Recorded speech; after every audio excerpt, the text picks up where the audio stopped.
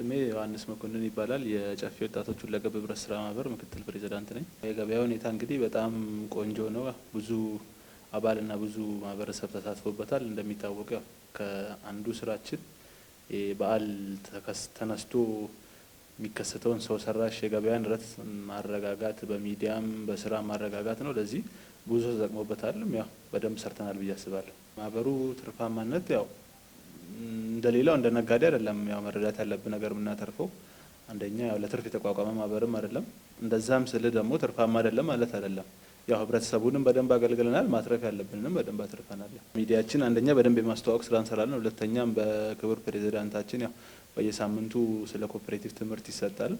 ስለዚህ ያው አባላትም እንዳልከው ደግሞ ይሸምታል። አንደኛው የምንገዛቸውም ነገሮች በብዛት ከአባል ነው። ያው አባል ከሌለው ነው ወደ ሌላ ሰው አልፈም እንገዛው። አሁን እንዳየው በዚህ በዓል በሬ፣ በግ፣ ዶሮ፣ ፍየል፣ እንቁላል ያልቀረበ ነገር የለም። አንጻራዊም ደግሞ ከገበያም ቢያንስ አሁን በግኛ 3500 ብር ስንሸጥ የነበረው በግ ውጭ ላይ በጣም 5000 ብር የሚሸጥ ነው። 1500 ብር ልዩነት ትንሽ አይደለም ማለት ነው። ለአባል ሲሆን ደግሞ ያን ያህል ይቀንሳል። ሲቀጥል ያው ብዙ ሰው ቢያንስ አሁን ከ1200 ሰው በላይ ተገበያይቷል ብዬ አስባለሁ። ካስገባነው ምርትና አሁን ያለውን ባላንስ ስናደርገው ከ1200 ሰው በላይ ተገበያይቷል ብዬ አስባለሁ አለ። ለዚህ ሰው በደንብ ተጠቃሚ ነው። እኛ ካቀድነው አንጻር አሁን ተረፈ የምንለው ይሄን ያህል ነገር የለም። ቢያንስ ወደ 95% አሳክተናል ካቀድነው። ሲቀጥል እንደምታውቀው ቢተርፍም ሁለት ሆቴሎች አሉን። ምንም ይባክንም ይበላሽም ነገር የለም። ያው በብዛት እኛውን የበዓል ነገሮችን ስለሆነ ያስገባ ነው። እንደ ሱጋ፣ እንቁላል፣ ቂቤ፣ አይብ ምናምን ነው ለሆቴሎቻችን ይሸጣሉ። ለዚህ ምንም ይተርፍም ይባክንም ነገር የለም። ካቀድነው ደግሞ 95% አካባቢ ይሽጠናል። በደንብ መስራት ያለብን ማስታወቂያ ላይ ነው።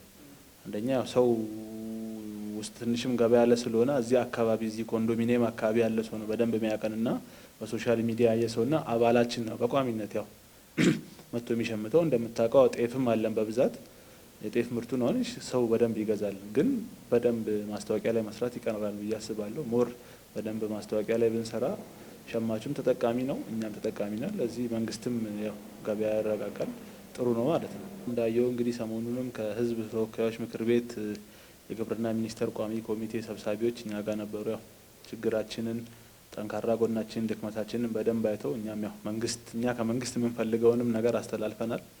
ለዚያ መንግስት አሁንም ኮኦፐሬቲቭ ላይ በደንብ ቢሰራ ለሀገሪቱ የተሻለ ነገር ይመጣል ብዬ አስባለሁ። ለነበረን ጊዜ በጣም አመሰግናለሁ። እግዚአብሔር